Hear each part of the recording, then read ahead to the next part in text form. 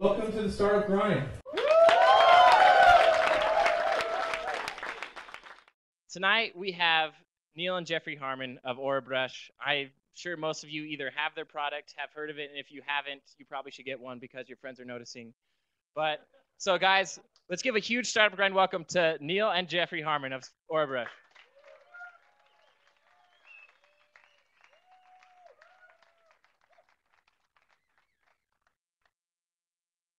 So, speaking of the Orabrush, we detected a little bit of halitosis when we were out amongst the crowd. So we happened to bring a box of Orabrushes for everyone. Where are those Orabrushes? Cool. Sweet. We could, yeah. Why don't? If people start drowsing off and start throwing them at There you go. There you go. Here's a couple. Awesome. All right. So to start things off, so you guys obviously brothers, right? Yeah, we're related. Okay. So tell us a little bit about your upbringing. So you grew up in Idaho, right? Yep. Yeah. So how was that? Was there competition between you guys? Was your family? Do you come from a family of entrepreneurs? We're actually far enough apart that we didn't know each other that well till we were a little older. But there's 9 kids in our family, so there was plenty of family competition. Yeah. So we grew up on a farm in Idaho. Our nearest neighbors were a quarter of a mile away. And we grew up, we were not very well to do, but so all of us kind of turned into entrepreneurs because we didn't. We knew what the bottom of the barrel looked like, so we're not afraid of failure. Yeah. So at age 11, I was I asked my dad if I could go up to my uncle's potato cellar. Actually, it was my grandpa's, I think, at the time, and get a whole bunch of potatoes. So we loaded up 600 pounds of potatoes in his station wagon, and we drove down. He was driving down for work in Utah, and we drove down there. And then I got all the potatoes at my grandpa's house. This is the other grandpa, and I loaded them up in bags and walked to his neighbors and said, "Hi, I'm from Idaho. I'm selling fresh Idaho potatoes from my grandpa's farm." I was 11 or 12, and and I'm paying for my school with it because I wanted to go to a private school because there was this girl I liked at the private school, and like in the first hour I earned like $100, and so I was just yeah. Anyway, as a little kid, and I just went up and down, and then I just started traveling back and forth and had a little potato business, and that was like my childhood lemonade stand. So how long did that last, the potato business? I did it all the way until my mission. Like towards right before my mission, we were bringing down we bought this 15-passenger van, and we were bringing down tons of potatoes, and it paid for my mission to go to Ireland. So did you owe Grandpa any royalties, or did you never tell him? I just paid him so we would buy them for like $2 a box, and then I would sell them for $20 a box. Yeah. That's awesome. How about you, Joe? Did you?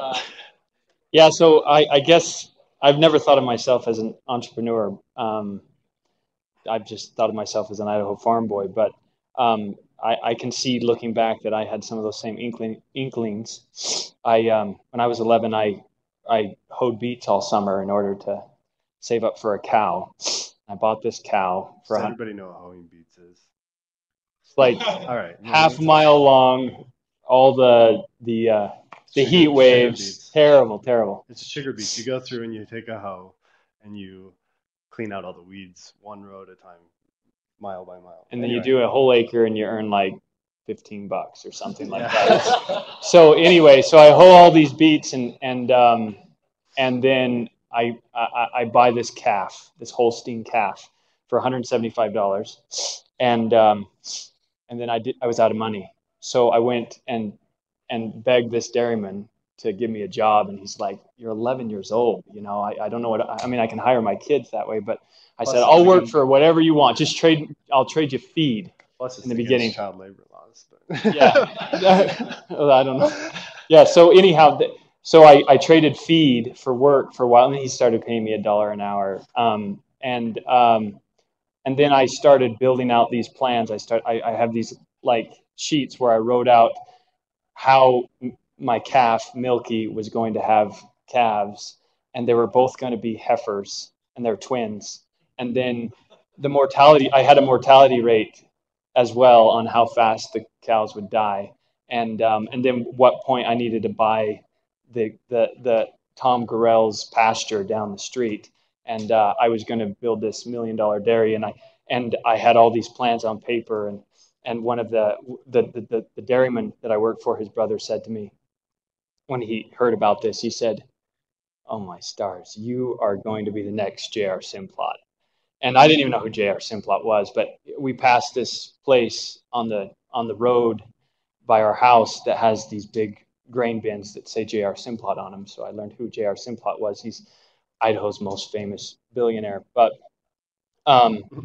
anyway, so I only ever made it to 9 cows, and before selling them. But I think I had the desire to want to build and plan and everything when I was little. Yeah, you said you were going to be a millionaire by the time you were 18. Let's see. Depends on what currency you were counting in. So. Okay, sounds good. All right, so you guys obviously grew up hardworking, and so after you left home, you both went to school. So you obviously had very different experiences. So why don't you talk about that? Just Yeah, you how bet. did your education go for you? Well, startup is part of our blood. We actually helped start. I think you were a part of the school at the very beginning too. Yeah, but I wasn't starting. I was too young. Okay, so anyway, there's this private school that started in Burley called American Heritage Academy, and we went to this school. And well, first of all, like when I did public school and private school on and off until 7th grade, and I remember that I got swamped on by some kid older in the school. And I went home and I said to my mom, I don't see myself learning anything. I don't want to go to school anymore. So she didn't make me go back to school. And for the next 2 years, because I hated school so bad, I just did whatever I wanted. And my family. Let you get away with it. So my mom and dad, we had our own things that were going on in our family that were high enough pressure that she did. And actually, it turned out to be the best thing ever for me. But because I've just built tree houses and rafts and floated down the canals and everything, it was like a Tom Sawyer for reals. And I think the government would have taken me away from my parents if they would have known about it. But I remember that like after 2 years, my mom would keep trying to nudge me, and she would try to give me a book once in a while. And once she finally got through, and she gave me this book, and I think it was The Bronze Bow. And I opened that book and I read it nonstop to the end. And then the next day I picked up another book and read it all the way through. And then the next, and the next, and the next, and the next. And after like a week of doing this, I said, "Oh my, wow, what's going on here? I actually love to learn." And I thought I associated books with nasty school where the kids don't want to learn, and that reignited a spark in me, and I feel like it's been insatiable ever since. So that's. So when you went back to school, did you go back to the grade you left, or did they let you jump back in? I never went back to public school. I worked my last year before I served a mission, and then I got a diploma from this private school, but it wasn't accredited because it was just a startup school. And so I went to apply for BYU, and they didn't, like, they said that I couldn't apply as a regular student. I had to get in as a homeschooler, and so I had to get at least a 27 on the ACT, which I can't get a 27 on the ACT. So I went and I took a test. I took the ACT up in Pocatello at ISU to practice. And then I went down to BYU and I went to apply, and they said, "Well, there's not time to do it. We'll just have you take the ACT here." And I went to BYU and I sat down. I started taking the ACT, And halfway through the test, I'm like, man, this is way easier than the last time I took it. I realized it was the exact same test that I had taken at the ISU place. So I walked out of there with a 28, and God willing, I got into school in spite of my Oh my gosh. Tom Sawyer upbringing. So you really did cheat the system. I'm on camera, am I not? Well, it's too late for the ACT to get after me. But anyway, yeah, I did. But I think it was worth it. So Later, he had a full ride scholarship to for Penn State. PhD to Penn State, and did really well in school. I think my mom had learned by the time I came along. I'm a few years younger, and but ended up going to BYU and did an exchange program. So after going to Ireland on my mission, came back and did an exchange program from the Marriott School at BYU down to Brazil and studied at the top business school in Brazil for a year. And I met my wife there and came back. And it was right after I got back that Orabrush happened. Okay, so let's talk about that. When Orabrush happened, were you working somewhere else? Did you have a full-time job, or were you just a student? Yeah, I was working full time. So I'd got a job just a few months before at familylink.com with Paul Allen. And that was a startup, and that was a lot of fun. And but in my last day of my last class at school, which was overlapped with Family Link, uh, Dr. Bob Wagstaff, he's the 75-year-old inventor from Springville. He was 75 at the time. Came into the classroom, and he had this group of students who had been working on his project, and his project was the Orabrush, and he'd been trying for 8 years to get this thing out into the marketplace, and he says it was like almost $500,000 trying to get this out into the marketplace, and he'd been a successful executive of a pretty big company, and he this group in the class just said, this is not going to work. You either have to sell or partner with a huge brand like Oral-B, or else you're never going to be able to get anywhere, because nobody wants to buy a product like this on the internet. Only 8% of people would even buy it online. And you need to like package it with a mouthwash or something like that. And I was in the back of the class just reading my blogs and not really paying that much attention. But when I heard that, I was like, I disagree. I think 8% of people is a lot, millions of people, and you should focus online. And it's way easier to sell it to that 8% than it is to try to get P&G to listen to you, or Procter and Gamble to listen to you. Did you actually say that in class? Yes. Okay, so you were like contentious with the other. Yeah, it was kind of contentious a little bit, but he came up after. I was one of those students who sat in the back of the class, and the teacher probably didn't think I was paying attention until I like argued with him. I think a lot of us felt the same kind of thing. So. Yeah, just be like, I don't think you're right, and then so Bob came up afterwards and talked to me, and he said, I'm having problems with my Google AdWords. I was wondering if you could come help me with them. I was like, I actually think I could sell your product, and so we just started working on it at nights.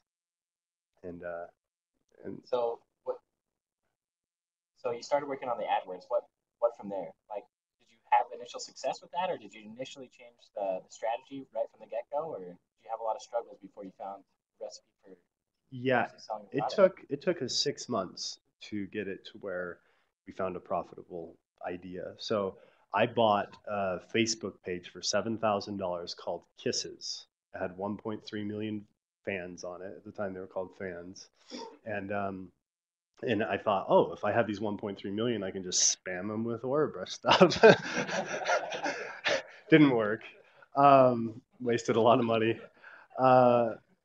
And then I tried doing I would do AdWords and have them hit the landing page, and for every $2 or $3 I spent, I'd get $1 back. I just couldn't get the conversion rates high enough to justify it from Google AdWords. And then I was working at Family Link during the day, and it was getting kind of discouraging. And Bob came up to me and he said, how much do I owe you? And I was like, well, I've only lost you money. You don't really owe me anything until I make you some money. And then he took me out behind his house and said, here's my old motorcycle that only had like 2,000 miles on it. It wasn't old, but it was maybe old in years, but not mileage. And he said, I don't drive it anymore. If I give you this motorcycle, will you promise to keep at this for at least 8 months at nights. And I was riding a bicycle around because I didn't want to buy a car until I got out of debt from school. And I was like, sure, that sounds great. And because I was planning to work on it anyway. And I was getting encouragement from other brothers that were just like, this is a great idea. One of my oldest brother called me. He's like, I think this is a really good product. Don't give up on this. So Was Neal one of them? No, I Neal thought this it product was was stupid. Yeah. So he called me and he said that he's selling a tongue cleaner. And I said, Jeffrey, um, have fun with that. I said to him, well, at least I was thinking, Jeffrey can sell ice to an Eskimo. So, he'll make it work, but it didn't make sense to me until, that summer I was on a business trip in, and I was here in Utah. I was living in Idaho at the time, and I was here in Utah, and I ran into Jeffrey. I had really bad breath. I could tell I had bad breath, and I had some appointments and things that I needed to go to. And I said to Jeffrey, "Do you got a piece of gum?" I ran into him. Got a piece of gum, and he says, "No, I don't have any gum." You got mints? No, but I have an Orabrush in my car. And I'm thinking, I don't want an Orabrush. I want some gum. So he gives me this Orabrush. I go into a bathroom and I try it out, and I clean off my tongue. Sure enough, there's a ton of stuff on my tongue. It was terrible. And but that was like 5 o'clock in the afternoon. I got done with all my appointments, went to a movie, and then like midnight, 12:30, I noticed that my mouth felt different. Like if I had bad breath before, I'd go and I'd use mouth rinse or brush my teeth, and then the staleness would return in a couple hours. But my mouth just felt like my mouth, and it was out, 7 hours later. And so after that trip, I got back and I called Jeffrey up, and I'm like, Jeffrey, this is a really legit product. I really excited about it, and started digging in to ask him what he was doing with it, and he told me how what they were up to. I think this was like July or something like that. And my friend Russell, who was doing the programming, had just told me he was getting married and he couldn't work on this project anymore. And I was like, Neal, do you want to work on this? As soon as he said he liked the product. So this was 6 months in, or how soon in that you had? So April to July. 5 months. Yeah. Okay. So right after that, so I went, met Dr. Bob, and Jeffrey just said to me, I never thought of asking you to help me with this because you were really busy, and you didn't like the product, and so he said, but yeah, let's do it. So I go down, meet Dr. Bob, and then he at that time had the idea for the YouTube video with Austin Craig, and they had shot that in a pool hall right at the simultaneous to this, and so I set up all the web pages and all the Google Analytics and everything to start tracking the campaign, and we started buying promoted videos from YouTube at the very, very, very beginning of when they were available. I think we might have been the only ones buying promoted videos on YouTube. It's possible. So anyway, in August and September, like August, we worked all month on it to try to get it to be profitable. And then by September, we got to profitability, and then we really started scaling. And then I went back down to Utah, and I said to Dr. Bob, we're taking, because Jeffrey had already had another arrangement with Dr. Bob, that's a commission for the online sales. And so I came and killing the company. I said to Dr. Bob, we need to restructure this so we can put all the money back into the company's growth, and then we want to win when we get to retail. And so we formed a company in October between the three of us, and then it just it was like everything seemed to go perfect. Within a few months, we were getting just like calls and emails from venture capitalists, like, "What is this?" And it went into hyperdrive for us. It was a cool experience. That sounds like a wild ride.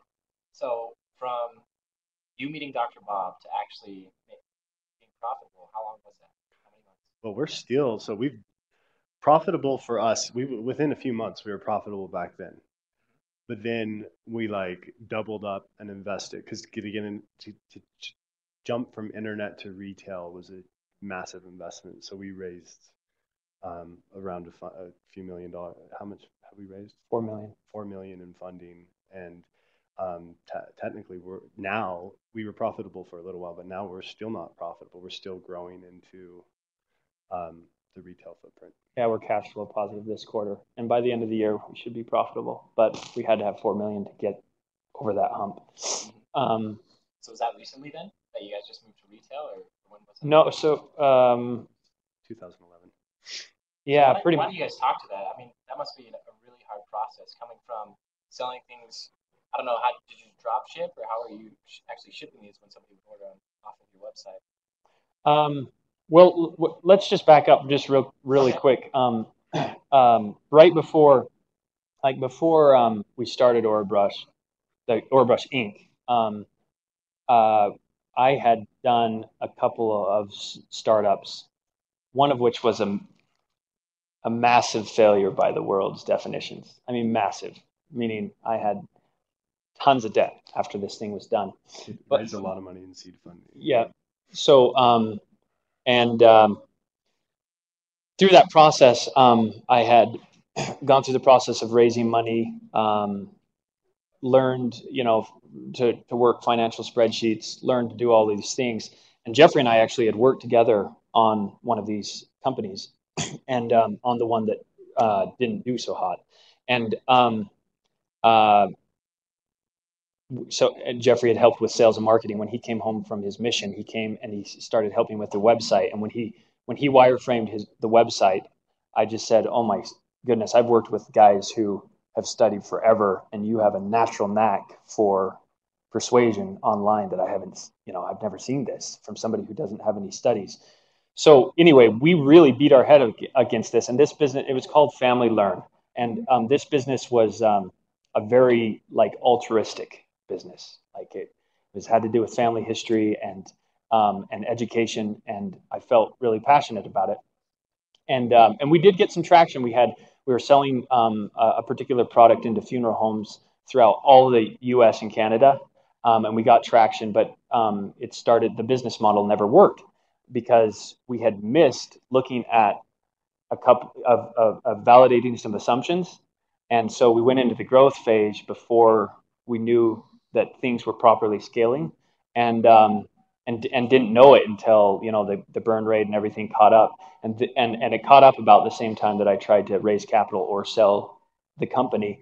And I remember I was actually working with a specific company that was interested in buying the product that we had developed, and was talking to them about signing docs and everything, and that like the day that we were going to discuss this was back in 2008 when the whole market crashed. The whole thing just, there was no deal. There's no way to fire sell this thing. Had to, let people go down to where there were just three of us. And I had to get to the point where I was consulting to make ends meet, and working in the cold of the basement. And the point is that, I think sometimes people look at Orabrush and say, it was an overnight success. And it really was in terms of Orabrush Inc. from when it was created to being a success. But those, almost no light at the end of the tunnel days. In fact, there were days where there was no light for me. I don't know that Jeffrey ever got there, but for me, there was no light. And I had no idea how I was going to take care of debt. And I had family that I had, that had invested in me and trusted me with their money. And this was their retirement money. And so one of the reasons that Orabrush looked like it went beautifully, we were able to attract investors and all these types of things, is because we had beat our heads against this wall. Both of us did, but me in particular, learning some lessons that I needed to learn that I didn't understand, that were really hard for me to learn in my life. But as soon as I learned them, it was like a whole new world had opened up. And so contacting investors and everything like that just went like cake. And so I guess the point that I'm trying to get across is I wouldn't trade that failure for anything. I still have debts that I'm paying off from it, but I wouldn't trade it for anything. It was one of the best educational experiences I've had to date in my life, and it made the success at Orabrush me providing support. I mean, Jeffrey has a really brilliant marketing mind, and without what Neal went through. So during the hardest time of that company, I was off in Brazil studying business and having a good time down in Brazil. But so I didn't go through the most difficult period. But without Neal's experience of those years of just grinding through this startup, fitting grind. Yeah, it's a natural fit. If he hadn't gone through those years, there's no way we would have succeeded with Orabrush. It was the lessons he learned there that made it so that we had what's considered an overnight success. Okay, so when you guys went to raise some capital for the growth of Orabrush, did you approach some of the same investors that had previously invested in you? I did. Yeah? And Yeah. they were willing to jump on board even though you just had this massive failure? Yeah, well, so I knew Brock Blake pretty well from Funding Universe at the time. It's now Lendio. And they had that speed pitching luncheon at the time. And I was in the second speed pitching luncheon ever with Family Learn. And then I did, so I called up Brock and I said, Brock, and this was like 2 days before the speed pitching luncheon. I said, you just got to look at these numbers. And I think you're going to want us to be at this event. He looked at the numbers and he's like, I want you to be at the event. And he hopefully he didn't kick out somebody here, but he kicked a company out of the speed pitching luncheon. And then I drove down from Idaho, and then we essentially prepared the presentation on the way over, walked into the thing, and then won. Yeah, I grabbed an iPod and an iPhone and then some earbuds, and then we just walked because we needed time to get our minds together because we didn't have a very good presentation, and just shoved the earphones in and then played the video that had like 3 million views at the time or 2 million views of the bad breath test. And then I just put the earphones on them and they're all like uncomfortable because I'm shoving earbuds in their heads that other investors have been wearing. It's kind of gross, but yeah. And then by the end of the video, we had kind of broken through there, like, because investors are all, trying to act tough or whatever. And I'm sitting there reaching around their ears. And but we had broken into their comfort zone, and I knew all the investors. I'd call them all by name during the presentations and afterwards, and it just went beautifully. It went really well, and we won the speed pitching event, and that led to meeting the investors that we ended up bringing on. Yeah, that's awesome. So success with investors, you have to show them a video and have them share earphones. Well, maybe. Well, and it doesn't hurt if they've seen you before. I mean, you just keep at it. I mean, investors, like I was just at the startup grind down in San Francisco. One of the investors said that what they look for is whether or not an entrepreneur is looking on the longer term horizon, whether or not they're really into this for the long haul, or if they're just the quick flip type entrepreneurs. And that's what they look for. That's like, I don't know if you were in that presentation, but like 70% of what they look at. And so if you're around the block and you keep at it, then investors see your faces and then they start to trust you. And the numbers are really what, like, you can have a really crappy presentation and the numbers show up and you're tripling your revenue every month or whatever. And yeah, that's the key. Yeah. Awesome. So let's talk about going retail. How hard was that? That was significantly harder than we thought it would be. Neal broke us in. Neal and Dave Allen, a guy we hired, broke us into local Walmarts eventually. It took a very long time, but we went and pitched. I remember flying to Arizona and pitching the buyer at Walgreens. And we walk in and we start pitching and he starts laughing at me. And he's like, 20 million views on YouTube. When are you going to do real advertising? And like, this is all fun. This is cute. That's the word he used. And I was just like, what are you talking about? You don't even know what you're talking. Anyway, I didn't respond well, but it didn't work out. And But we got in later because the numbers, eventually once everybody at CVS and Walmart and everybody else has it, then we shamed him into we it. shamed him into it. But but it took a long time. We had to hire veterans in the field. We brought in a CEO that had been 25 years at Procter and Gamble to help us navigate this territory. We we got into the local Walmarts and we had to drive around to 27 stores every couple of days and restock their shelves. And we put TVs in there with videos to up the numbers. And I mean, it was really really intense. And then eventually once we had Walmart's ear, Neal had got through to Walmart. Neal was kind of leading the charge on this.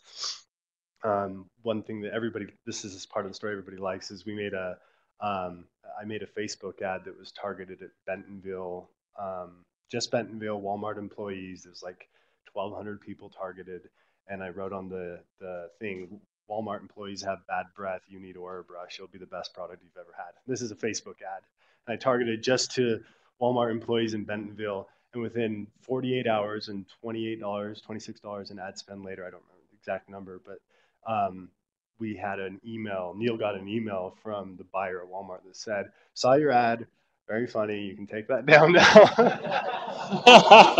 To sell the Orabrushes off of that? I don't. It wasn't the plan. I don't know if. And I got. There wasn't very many clicks. I mean, it was just a few clicks had happened. 20. It was less. It was like 20 clicks. Yeah, it was like nothing. It made it to But the buyer. I was bidding super high so that I would be the only ad that shows up. I mean, or the top ad, and that that's not the reason why we're in Walmart, but it kind of was a fun story. So what is the reason you're in Walmart? You just think it's the numbers that was that? It was the local store program. The fact that we set up those TVs and then we got the local store program really humming, and the stores here were so happy with it. They had end cap displays up for like 8 months straight. Which is just not heard of. Yeah, and so they were super happy with us. We were taking very good care of them. But Walmart has a system that allows them to enter a local vendor into the system. And Walmart has taken this offline from time to time because of upper management, but they put it right back online. And so we went and we set up the local program. It took us like 2 weeks. We got into all the Utah Walmarts with end caps. Then after like 4 months, we summarized the data. We put it on the graphs. We had Morgan the Tongue and Austin Craig get up on a video and pitch to, and I had connected with somebody who was in the retail industry, who knew everybody. And so I knew the names of the buyers, of all the people, the buyers' bosses and everything. And we pitched the video directly to those people. And so it was Michael Smith is the name of the oral care. He's like the VP of oral care. We did this Michael Smith joke on what was it, Back to the Future. Yeah, so our brand characters were talking directly to the buyer, saying, "Hi, Michael. This was actually Neal's idea. We need to show you our numbers," and just like lifting up chalkboards and explaining the numbers behind it with jokes. And so they got this package with the DVD in it, and they would watch the DVD, and that DVD went viral inside the buying department at Walmart. We learned later. Right, we learned everybody knows who we are because they just thought it was so interesting because we were different. When I was in Cincinnati at P&G meeting with some of their executives, one of the brand managers came in to meet with us, and she said, "I know you guys. I worked at Walmart when you made that pitch. Oh, that pitch was all over Walmart. You know, they just loved it." So that it was the mixture of the numbers and the clever way that we pitched them. It really worked. So that's awesome. So let's talk about how you guys have gone about advertising. So you're obviously famous for your brand characters on YouTube. Do you think that's the way to go? Are you going to jump to the mainstream, or do you think YouTube bears fruit for you guys? I don't think. Well, we're thinking about. So currently, we're launching this new product today. We started shipping the first one. This is called the Aura Pup. It's a tongue cleaner for dogs, and the dog licks it. It cleans its own tongue. You don't have to like shove it down its mouth. You put this lickies stuff on it. Anti-plaque. This stuff, and it's this like dogs go nuts over this stuff. It's like dog crap. And then they sit there and they just lick until you stop them, and it cleans off their tongue and gets rid of bad breath. And so with Orabrush, the demographic I don't think will ever need a television campaign. It won't be as effective. YouTube is larger than the three largest primetime television audiences combined times three. They're YouTube's audience. So and advertising dollars are 3 years behind eyeballs.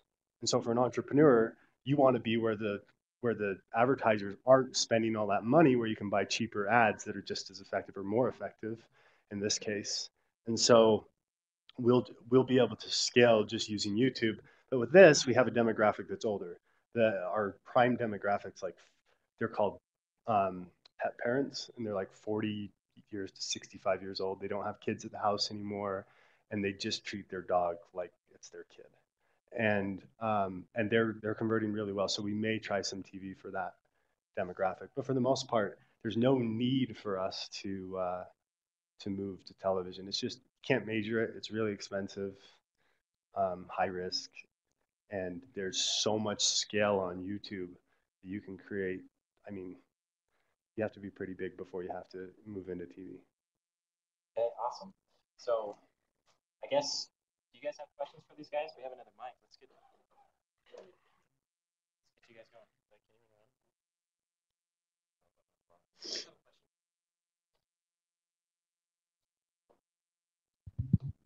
Sibilance.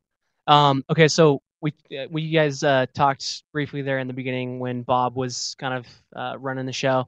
You guys came on board, and then you kind of went through the series of what happened. What was kind of the secret sauce when you talked about how you worked on it for a few months and you finally found something that caused you guys to be profitable? What was it, or combination of things that kind of led to that? It's a great question. So if everybody thinks YouTube is kind of this elusive idea, or viral videos is this elusive concept that people go after. You got guys like Devin Graham, who's here, Devin Supertramp on YouTube, and he's got these huge rope swings, and he's like a master of viral.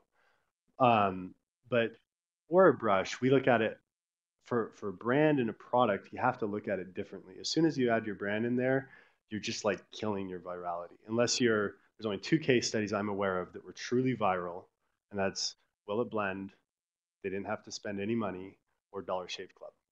Everybody else, if you pick Old Spice, you can give me anyone that I'm aware of. You know, Old Spice, they've spent millions of dollars pushing these projects, and viral is a piece of it.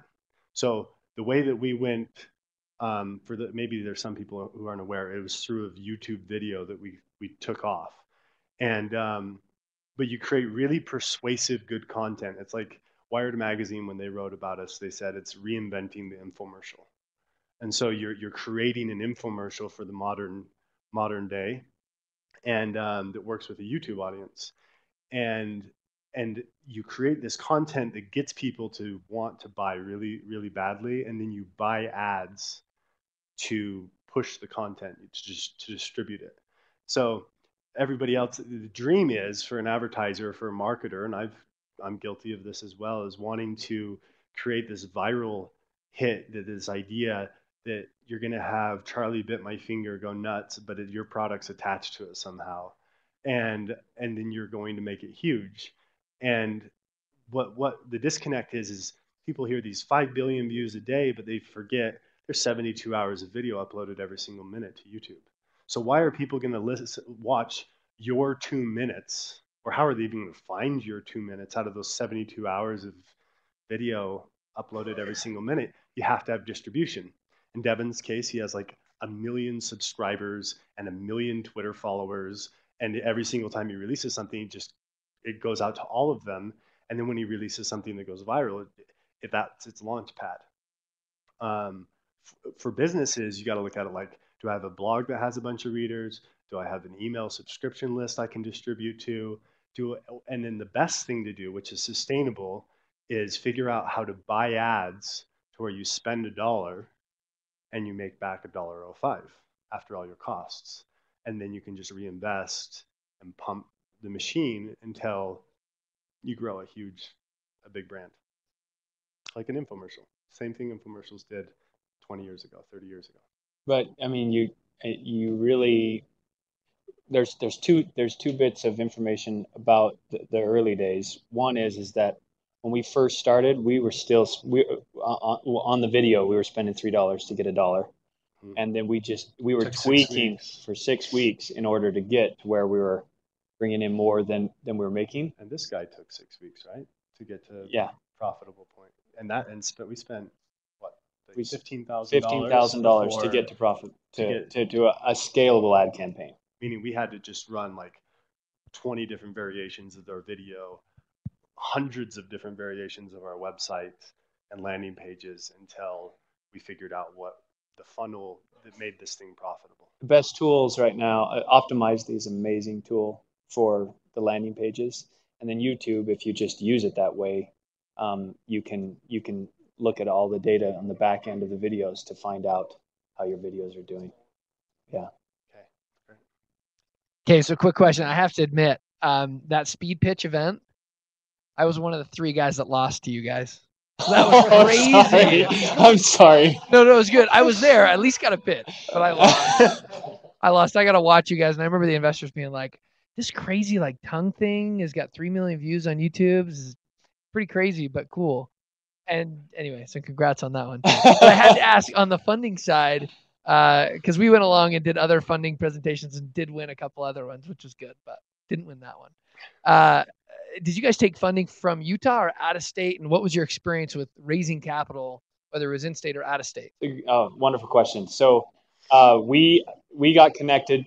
We met with a lot of investors, and then Matt Peterson, he connected us. He's from the Utah Fund of Funds. He connected us to a Chicago venture capital firm that was just in town. We went and talked to them, and we basically kind of got in a fight in the meeting with that guy.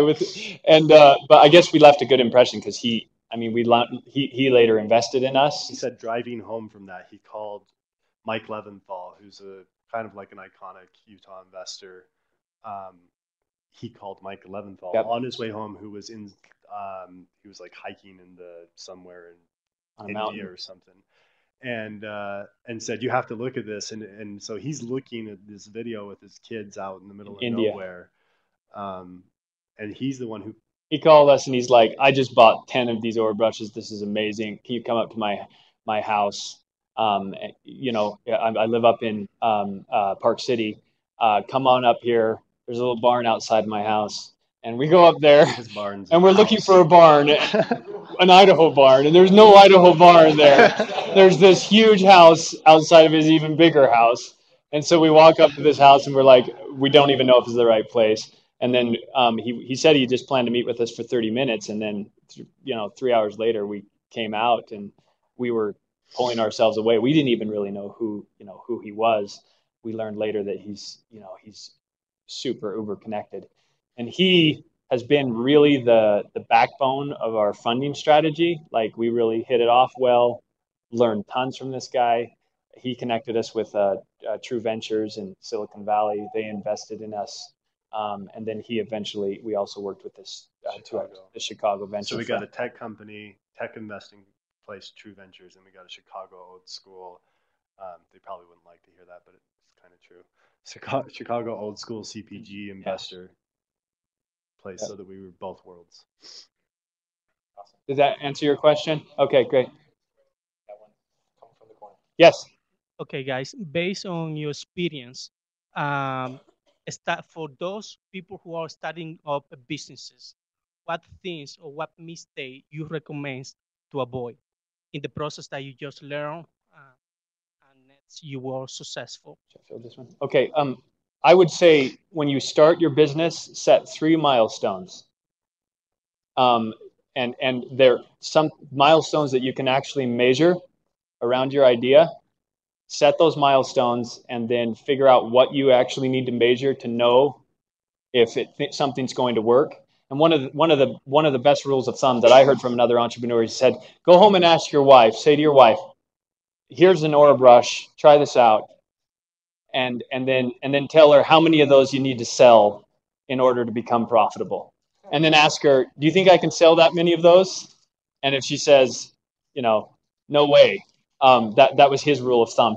I wouldn't go off just one person's advice, but set some metrics, and then if you can't hit them, don't be tied to your idea.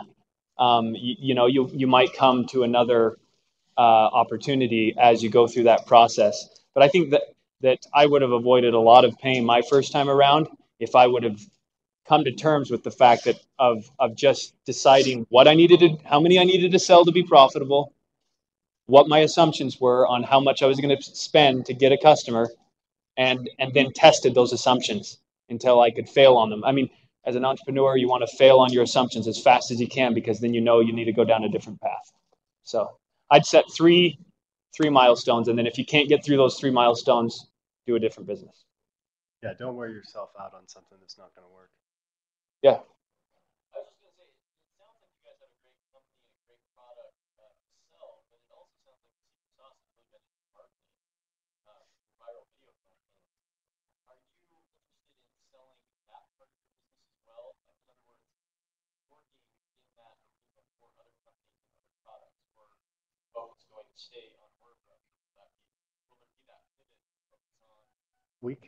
We could spend a lot of time going around and like being like an ad agency, but then you're kind of, the passion is, we love to build brands, and so like this Orapup idea is $100 million idea. Orabrush is over time will be a very big idea, and so I personally I just like the idea of building a few 100 million, or maybe even if we find $1 billion idea, scaling that with the marketing rather, and putting all the hyper focus, because there's, if you get off onto all these different brands, you're so disconnected and diluted, and you just can't really focus in on them. And so my personal passion and Neal's passion and the team's passion is going after a few brands that can be huge and turning those into household names. But you're right, we could have gone the other direction. That's not. And we've done a couple of strategic marketing projects for companies that we might want to be acquired. We're in partnerships with $2 billion brands right now where we're doing some stuff for them, but they're completely strategic because there could be a bigger relationship long term. It's not like an ad agency. Yeah, they're a growth path for the brands that we're building. So.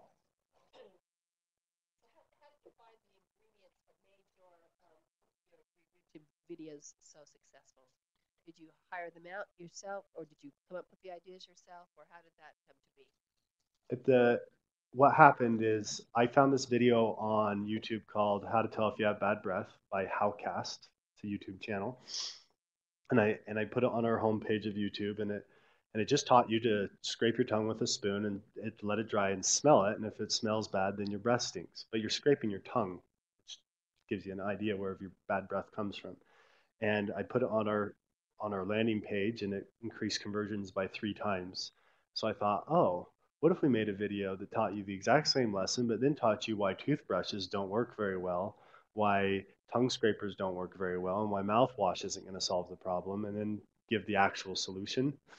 So I wrote up a little script and gave it to a friend of mine who's a scriptwriter at BYU, and he revised the script and made it clever. And then I asked my old roommate, Devin Graham, to film it. And we went into this pool hall, and Dr. Bob was holding the microphone, and I was trying to help Devin direct it, which Devin had just seen the script like 5 minutes before we started. And Austin Craig, who had just graduated from broadcast journalism, I asked him, he was working for me at familylink.com on my team. I asked him, he would rant inside of our group, our team. He'd just like go off on these huge political or like relationship rants. Anybody who knows him knows, and it's very entertaining. And John Rampton was there, and Tim Enger, who he's not here, but he chatted me on Google Chat and was like, I'd pay money to watch this guy rant. He's so funny, and he doesn't even know it. And I was like, Austin, can you do what you're doing right now, the exact same thing you're doing, but about bad breath on a video for me? And he's like, yeah. And I was like, how much would you charge? He's like, I don't know, $100. And then we went and did it.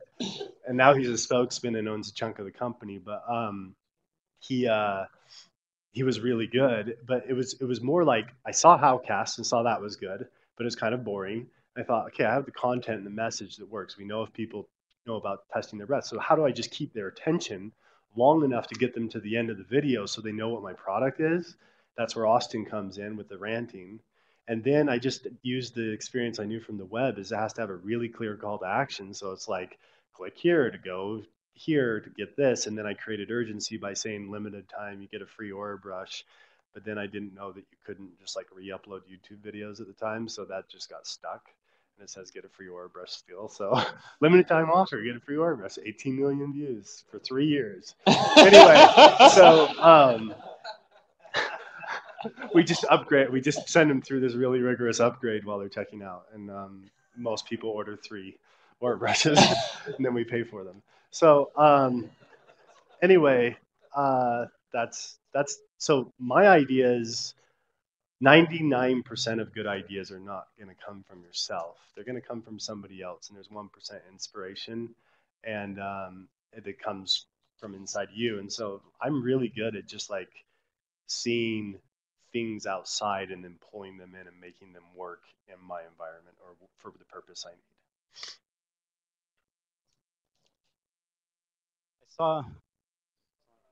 I saw Austin at a luncheon a while back. I think when you just started a crowdfunding campaign, he had talked about it. And so I was wondering, it was the Aura Pup, and I think you put on Indiegogo. I was wondering how that went, and also, I guess what you have to say about crowdfunding and how it ties into.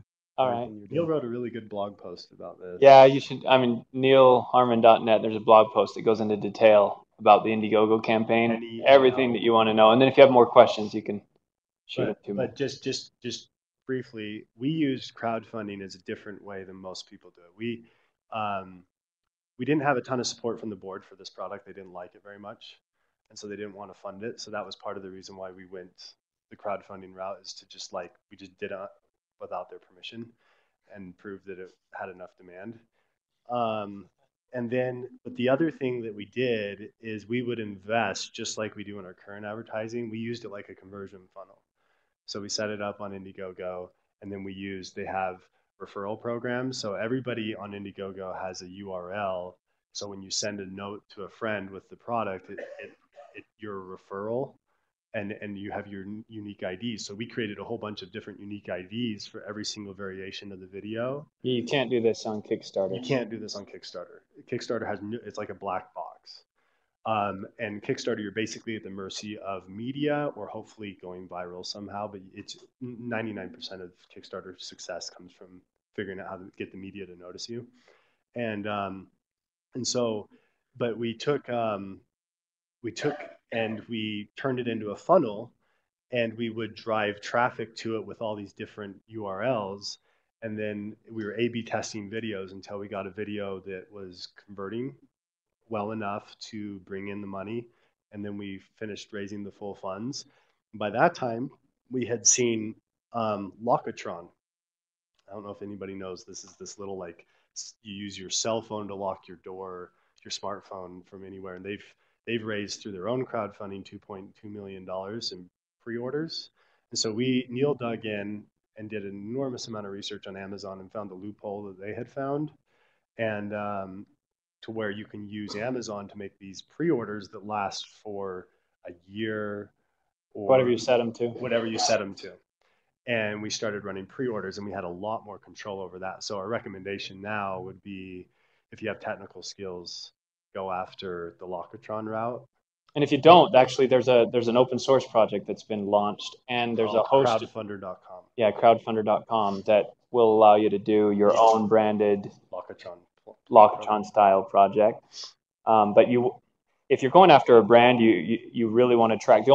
Basically what I say in the blog post is, if the reason to do Kickstarter is because your product fits their crowd and you can tap into their network effect, if you can do that, then great. If you don't have a prospect for that, then I wouldn't waste your time with it. So you got to fit their kind of culture and their kind of products, or else Kickstarter, because you have to tap. Only way Kickstarter is going to be worth it, because they're really expensive. How much they take out of the project is the only way they're worth it is if you're really fit their crowd. And I think we only got about maybe 5% from the network effect in Indiegogo. Maybe everything else we drove. So in retrospect, if we do it, when we do it again on another product, we won't do it on the crowdfunding platforms unless, like I said, it matches their audience. Awesome. I think we have time for one more question. Aside from your YouTube ads, how have you guys found video, like on PPC, pay-per-click ads with video? Is that working for you compared to traditional ads? The rest of the world has taken a different approach than YouTube. So we were just at Startup Grind in San Francisco, and Clayton Christensen talked, and he talked about how these groups go after the not, like Sony brought in a radio that everybody took instead of the expensive, there's these big expensive home radios that had to have all these TVs. Well, it was with TVs. the vacuum tubes. Okay, vacuum tube TVs. And then this Sony brought in these little TVs. Was it Sony that brought them in? Well, the big dogs had this vacuum tube TV, and then a new technology was invented, the transistor. And that while the big dogs spent the current equivalent of billions of dollars trying to invest where the transistor was good enough to make a good TV, Sony went and launched this little tin can radio that was $2 and that the teenagers would love to listen to. And it sounded terrible, but it was the only option. It's better than nothing. It's better than nothing. And YouTube has essentially done the same thing. Yeah, they've done it on two levels. One with just video. They launched something that TV producers and executives did not care at all about video. And so they didn't have any interest because it was low quality, slow, just awful experience. But for everybody else, it was infinitely better than no TV on your computer. And so it took off, and now it's actually as good as quality as TV. Their ad program's the exact same way. TV executives want $20 or more CPM per 1,000 views on their television programs. YouTube started out, and we were paying like a penny per view at the very beginning, and it's growing and maturing. But the TV people with the tubes didn't want to release a TV because they couldn't make one with the technology available as good as the current ones they had, and they wanted to like jump right up to where they were. And so YouTube's the only one who has gone in and said, we're just going to take all these little entrepreneurs and all the little guys who are happy with really bad UI, really bad experience. I mean, when you first got on YouTube and advertised, it was not a good experience. And we're just going to bring those in and eventually have a major disruption to the marketplace. And now YouTube's quickly approaching, I mean, within probably 2 or 3 years, their revenues per 1,000 views are going to beat TV views. And then because that's where all the money is, then all the production, and people will start releasing their videos on YouTube before big production outfits will release web series and videos on YouTube long before they do it on TV because of that. So the point is right now, YouTube is the best spot to be. We've tested other stuff. Yeah. The main ad on YouTube is fundamentally different. It mirrors AdWords.